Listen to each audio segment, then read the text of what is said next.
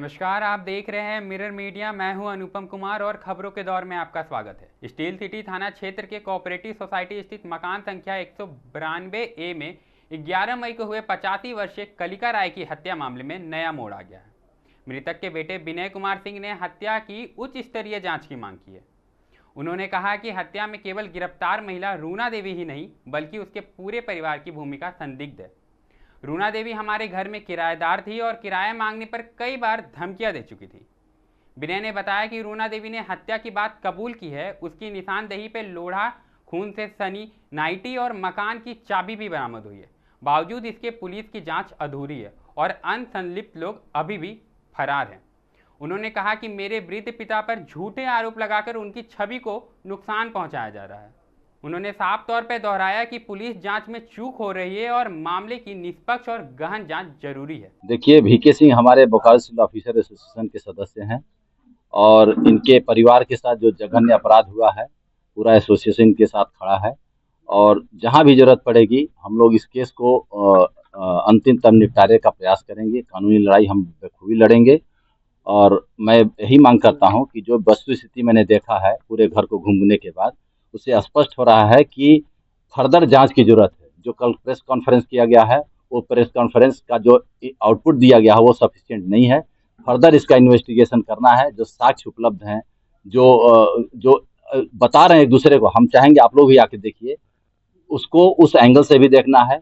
किसी एक व्यक्ति का संलिप्तता नहीं है, ये प्योरली मर्डर किया गया है और लूटपाट के इरादे से मर्डर किया गया है। इसलिए जो आरोप लगाया जा रहा है कि चरित्र हनन का, इसको हम सिरे से खारिज करते हैं और हम फिर से मांग करते हैं कि इसको अच्छे तरीके से जांच किया जाए, हर पहलू को ध्यान में रख के जांच किया जाए, तभी जाकर के सही न्याय हमारे वीके सिंह उनके परिवार को मिल सकेगा। अभी तक जो जांच हुआ है उससे कितना ऑफिसर एसोसिएशन संतुष्ट है? देखिए, अभी तक जो जांच हुआ है, मैं धन्यवाद दूंगा एक एंगल से प्रशासन को कि उन्होंने फॉरेंसिक टीम के साथ साथ जो डॉग स्क्वाड है वो प्लस यहाँ का स्थानीय प्रशासन, सारे लोग मिल करके कोशिश किए हैं कि इसके तह तक जाने का, और उन्होंने सही कल्प्रिट को पकड़ा भी है। लेकिन कहीं न कहीं कुछ चीजें छूट रही हैं जिसमें उनका और कुछ लोग बच रहा है। उनको बचाने की जरूरत नहीं है, उनको भी लाना है। क्योंकि देखिए, एक 85 साल का बुजुर्ग जो लाठी के सहारे चलता हो, उसके ऊपर इस तरह का आरोप, महिला की उम्र 60 से ऊपर, आप एक रूम में आप देखिएगा कि सारा सामान उनका रखा हुआ है। दूसरे रूम में मर्डर होता है। मर्डर के बाद जो फोटो दिखता है वो किस एंगल में फोटो है, कहाँ पर छींटा गया है ब्लड का, कहाँ पर छींटा गिरा नहीं है, ये सारे दीवार के सीलिंग के पास में हाथ का धब्बा खून का दिख रहा है।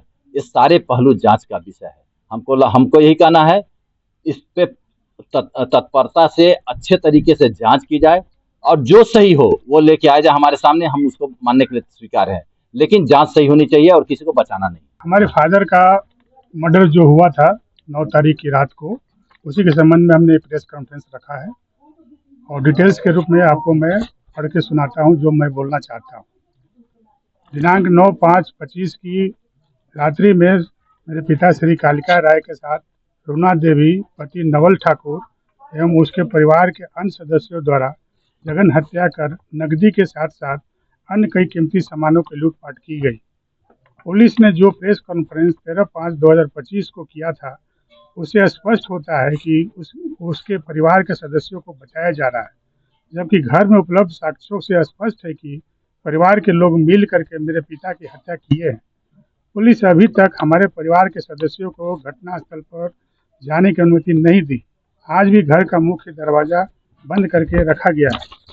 घटनास्थल के निरीक्षण के उपरांत स्पष्ट है कि लूटपाट के इरादे से हत्या को अंजाम दिया गया और मामले को चरित्र हरण की दिशा में मोड़ने का प्रयास किया गया है, जो बिल्कुल गलत और निंदनीय है। मेरे पिता करीब 85 वर्ष के थे तथा लाठी के सहारे चल पाते थे। उक्त रूना देवी उम्र 60 के ऊपर है तथा मेरे मकान में करीब 3 वर्षों के किराए पर रहती है। जब भी किराया मांगा जाता है तो कोई न कोई बहाना बना करके किराया नहीं देने के लिए टालती रहती है। कई बार ऐसी स्थिति उत्पन्न हुई है, जब भी किराया मांगा गया तो धमकी भरे लहजे में बोलती थी कि मुझे परेशान नहीं कीजिए, हम आपसे बड़े बड़े लोगों को देख चुके हैं।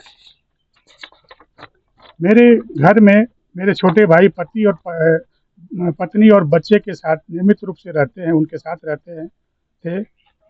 और इस तरह की शिकायत आज तक किसी ने से नहीं मिली है। अतः स्थानीय प्रशासन से अनुरोध है कि पूरे मामले की निष्पक्ष कराई जाए, जिससे कि सभी दोषियों को सजा मिल सके। अभी तक जो प्रशासन जांच की है, उस पर संतुष्ट आप नहीं, हम बिल्कुल संतुष्ट नहीं है उससे। प्रशासन अभी तक जो जांच किया उससे हम बिल्कुल संतुष्ट नहीं है। धमकी देते थे तो आवेदन भी कह दिया था थाना पर, नहीं, उसके लिए हम लोग कोई धमकी नहीं दिए, आवेदन नहीं दिए थे, लेकिन देने के लिए सोच रहे थे। तो हटाए क्यों नहीं आप लोग? हम लोग उसको बहुत कोशिश की हटाने के लिए, लेकिन वो छोड़ नहीं रही थी। कानूनी रूप से कोई सहारा नहीं लिया? अभी तक नहीं लिए थे, लेने के लिए विचार था हम लोग। कब पता चला कि ये धमकी दे रही है आपको? ये हम लोग को कई बार धमकी दे चुकी थी और क्या नाम है, 7 महीने के आसपास से अभी किराया उसका बाकी नहीं था। हम लोग बार बार रिक्वेस्ट कर रहे थे। इधर 1 महीने से बहुत ज़्यादा वो धमकी देने लगी थी। हम लोग बोले कि हम छोटे भाई एडमिशन कराने बाहर गए थे, लौटते हैं तो उसके बाद हम लोग पुलिस केस करेंगे इसकी। उस दिन रात में और कोई आया था क्या? रात में यहाँ पर कोई नहीं आया था। 8 बजे के आसपास जो हमारी दाई है खाना खिला करके वो चली गई थी। उसके बाद की क्या स्थिति हुई, ये सब घटना हुई। लूटपाट की अगर बात करें तो लूटपाट में क्या क्या सामान वो हम अभी तक पुलिस की तरफ से हम लोग को कोई चाबी और ही नहीं दी गया। उनको वो कमर में थैली रखते थे, जिसमें हमेशा 40 से 50 हज़ार से ऊपर रुपया रखते थे। जो मरने के उपरांत वो थैली उनके छाती पर मिली है, उसमें एक भी रुपया उपलब्ध नहीं है। बक्से और अलमारी से क्या गायब हुआ है उसे हमको पता नहीं है। उसकी चाबी गायब है, उनके कमर में ही बंधी रहती थी, वो चाबी का पता नहीं है। बाकी भी घर की चाबी वो औरत ही ले गई है, और जो भी उसका की है बाहर से वही बंद की थी। चाबी भी उसी के पास होना चाहिए। जब तक चाबी नहीं मिलेगा, ताले और चाबी के अंदर में क्या था, कितना गायब हुआ, बताने की स्थिति में मैं नहीं हूँ। और उनके साथ साथ दूसरे किसी पर शक है आपको? नहीं, अब आज की स्थिति में तो मैं दूसरे पर शक नहीं कर सकता। पूरे परिवार उसके पूरे परिवार और बेटे और उसके साथ जो भी संबंध है उसी पर शक है। उस महिला के घर कोई और भी आते जाते थे क्या? ये हम लोग नहीं बता सकते किस भागीदार के यहाँ कौन आ रहा जा रहा, ये निरीक्षण हम लोग नहीं करते। पूरा परिवार ही रहता था? पूरा फैमिली ही रहता है। फैमिली रहता है। उसके सभी बेटे, पतोहू और अपने सब यहीं पर रहते थे। कितने फैमिली मेंबर होते थे? हम लोग जो देखे हैं उसमें 2 बेटे, पतोहू और वो रहती थी।